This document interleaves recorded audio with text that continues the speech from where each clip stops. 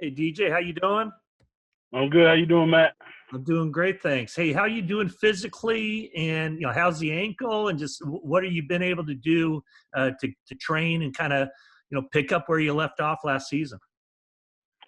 Physically, I'm doing great. Getting my body in good shape. Ankle is 100%. I'm able to run, cut, and there's several places around here that I'm able to work out. It's a place out here called Extra Inch. There's a gym that I've always gone to. They've shut down our high schools, but for the most part, I've been able to get the work that I should be able to Hey DJ, this is David Lombardi. I'm get. Hey, wondering how you doing. I'm wondering with Javon Kinlaw coming in, he's the guy that projects to have some positional versatility, and obviously I think you are too. They're looking at both one technique and three technique for you. I'm wondering how excited you are to be on a line with Javon and with a few other players who seem like they could line up at so many different spots. I'm excited to see. I'm just excited to play with another South Carolina guy. To be honest, he's an animal. He's gone through the same ranks I've gone through. He's gone junior college, but I think he'll add, like you said, versatility to the D line. I don't feel like anybody's just like one dimensional on our D line, and he's adding on to that puzzle, and eventually it's all going to show, and we'll finish next time. Hey, DJ, it's Jennifer Lee Chan. How you doing? Hey. Sheldon Day and DeForest Buckner are now with the Colts. How are you all on the defensive line going to adjust and kind of step up in their absence? I just shed a tear when you said that. But those are two guys that were leaders in our room. Sheldon was the smartest guy that I've had the opportunity to play with, the pleasure to play with, on and off the field. Buck was just an all-around leader as far as showing by example.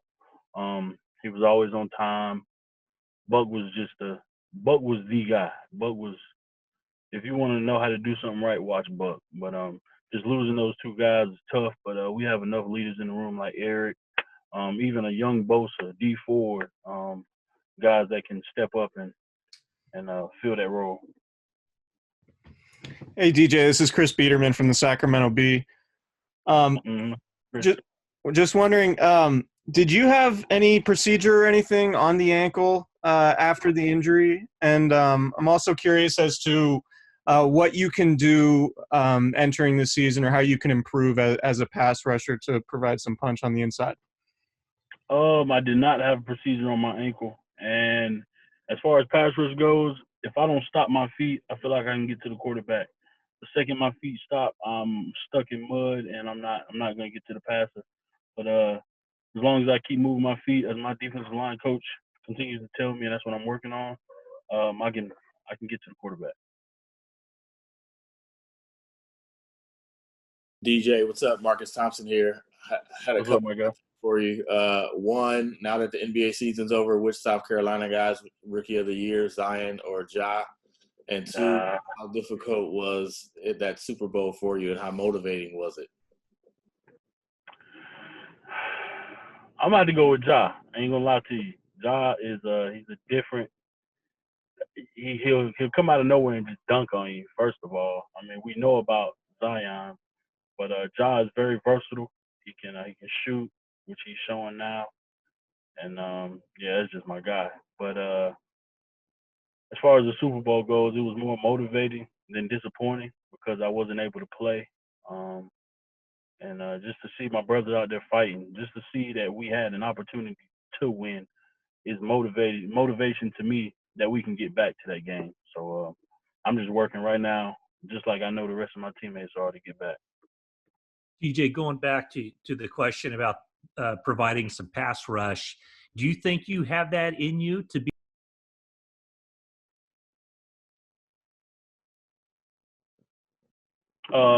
You cut off, but to answer your question, yes, sir. I know I have it in me. I just need the opportunity, and I need to continue to work at my craft to get better.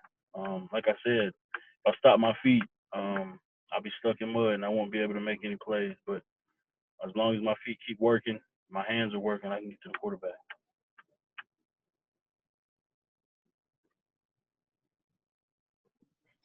Hey DJ, when you're looking at Javon Kinlaw's film, you said he was athletic, of course. What else do you see from him that he's going to provide on the defensive line for y'all?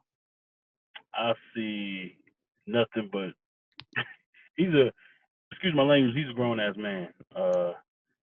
He's bulky, he's strong as all get out, which you can see on film. He's driving linemen to the quarterback, which I love to see, which I know Kris Kocurek loves to see. He looks like he has heavy hands, and I think that's one aspect to our D-line that we all have, heavy hands, that he'll add to the group. DJ, what do you do what makes you stop your feet, and how do you practice getting better at keeping your feet moving? Just simulating rushing the passer. And with me stopping my feet, I'm so used to run blocking and standing the guy up and looking for the ball to come to me. But with pass rush, you got to go get the quarterback. And I've never really been a third down guy, but I can be that guy, and that's what I'm working on now. Hey DJ, what kind of impact has this shelter in place had on you and your family, and how's your dad's barbecue business going? The families, man, we've always been a tight family, but I feel like this shelter in place, this social distancing, has done another number for us. We're closer than we ever have been. We have family night almost every other night. Somebody different is cooking every night. And dad is still, I think a couple of weeks ago he just started cooking again and making plates for the community. So he's doing good. He's staying healthy, staying out of the way. DJ, this is Scott Bair from NBC Sports. I was just curious. It seemed like you were playing some really good football right there when you got hurt. What was that experience like, given how hot the team was and how well that you were doing up front? Was that a real disappointment? How did you kind of handle that mentally? Yeah, it was very, very disappointing for me. I felt like I was on the rise. I felt like there was a lot more out there for me. I felt like I could have helped my team along the way. And I mean, it's just, but at the same time, God makes no mistakes, and there's nothing I can do about the past except for work hard for the future. Hey DJ, Kyle Posey, Niners Nation. Love the quarantine look you got going on there. Who is a player that you model your game after? Robert Saleh said that you remind him of a Brandon Meebane. So who are you working towards? You know, I'm not one to compare or try to be like somebody else. But if I did, I'd have to say he's way taller than me. But I say Fletcher Cox. Fletcher Cox has heavy hands. He can get to the quarterback. You ain't moving him on runs. It's not happening. But as far as just being grimy and just being a man in the trenches, I wanna have a household name like Fletcher Cox.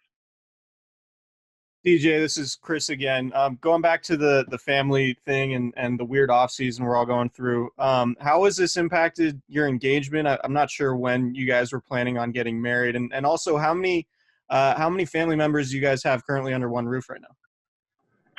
The engagement is getting pushed back a little bit. I'm glad you asked, so everybody can stop asking. The engagement is probably getting pushed back. The marriage, the wedding, is probably 2022. But as far as that goes, we're still doing good. But what was your other question? It was how many people do you have under one roof with your family right now? Nine people under one roof. 9 people. Could you say who they are? Yes, myself, my mom, Patricia Jones, my dad, David Jones, my eldest sister, Kayla Jones. The middle is Kristen Jones, Camille Jones, Mishan, Keyshawn, and Kennedy are my nieces and nephews. DJ, Kris Kocurek is, infamous for being loud and crazy on the field. What is he like in the Zoom meetings with you guys? Same energy, and that's why we all love him. I don't think anything could take him out of his realm. That's who he is. That's what he's taught his whole life. So I mean, we wouldn't expect anything different. He's the same guy, and we love him to death. Hey DJ, it's Kiana. Following up with that, what's the vibe in the Zoom calls with the D-line group? It's kind of like I mean, guys are ready. I mean, I would love to be in California right now, like in the classroom working with my guys. But it's a learning process. It's something new. We're all in there. It's more listening than talking, but we're still talking. But it's different because I mean nobody's ever done this. I mean I don't think anybody in there has had to learn a whole defense through Zoom, but the majority of us already know the defense. So it's just a few new guys that are learning it, but it's a learning process. That's all it is.